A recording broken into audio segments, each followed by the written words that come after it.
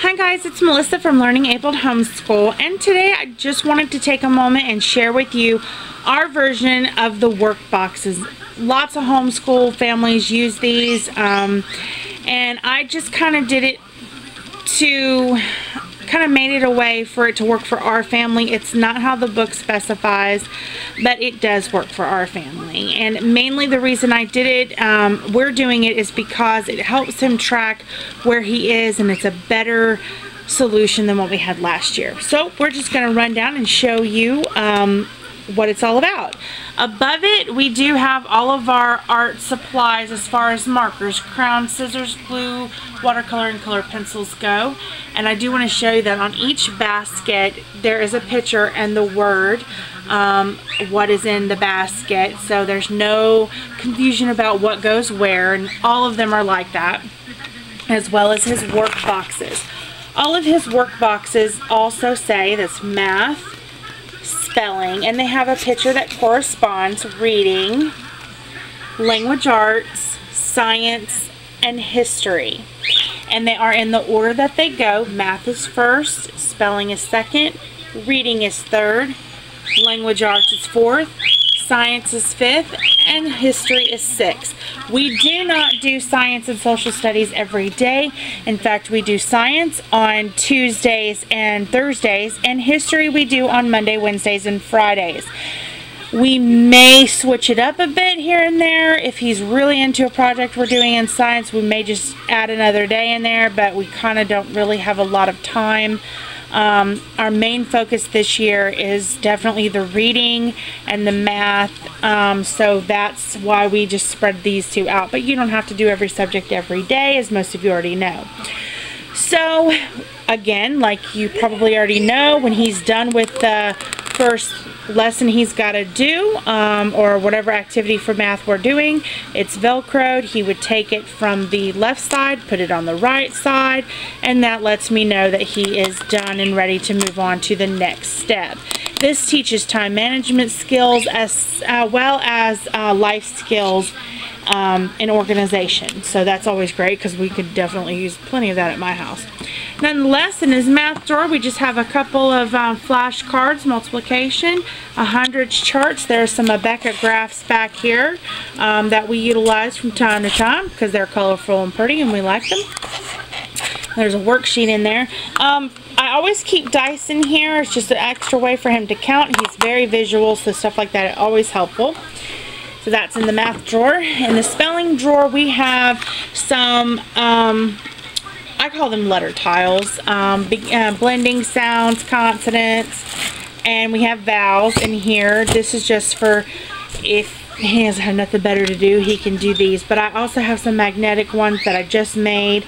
And we're waiting for his spelling curriculum to get here. It should be here tomorrow, and then based on what that says, more stuff will be added to this drawer. And we haven't started school yet, so that's why some of these drawers may not have nothing in them or very limited supplies.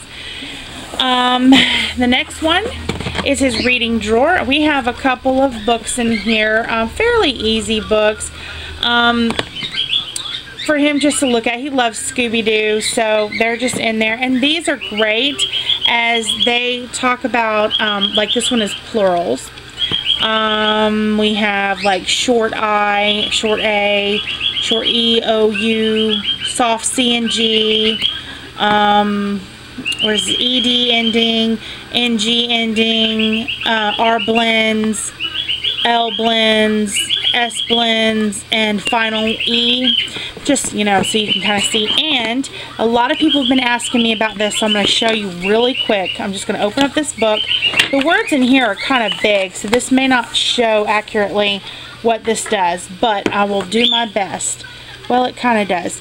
It highlights the sentence your child is reading, and it also makes it bigger. So if they have a visual problem, this is a good visual aid, and it highlights each sentence that, oh, of course you want to blur out, there we go, each sentence that they read so they can keep their place. And this is great for those children with dyslexia like my son has. And of course it has a wonderful scripture on the side: blessed are the eyes that see.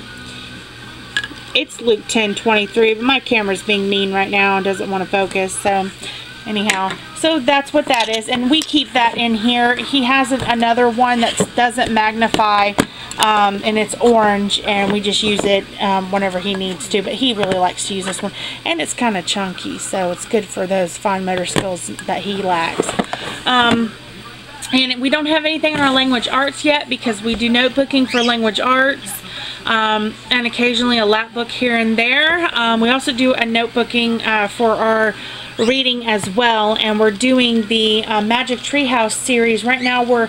Since we're doing ancient Egypt with Story of the World, Ancient Times, we're also doing the there's either 3 or 4 books that talk about ancient times of the Magic Treehouse. So we're utilizing those two to go together and referring to the Bible and all this kind of stuff. So we actually have a whole entire guided reading lesson plan geared completely around the Magic Treehouse series, which I will show you guys. I'm absolutely loving it, and so when we start our notebooking on that, the notebooking will go in here as well. There's nothing in science is empty because we haven't started yet, so again, some of these drawers are going to have nothing in them. And science we do on Tuesdays and Thursdays, and we have history last but never least. There's nothing in it yet because again, we haven't started, and history is done on Monday, Wednesdays, and Fridays, just to kind of break things up. So here's a pan out of our work boxes and supplies, and underneath down here we have all of our art stuff that we have in the house right now, so that's always a good place to put stuff. And then we just have some language arts things above. So my phone is ringing, so I guess that means it is time for me to go. Thank you all for watching. Have a blessed day. Bye-bye.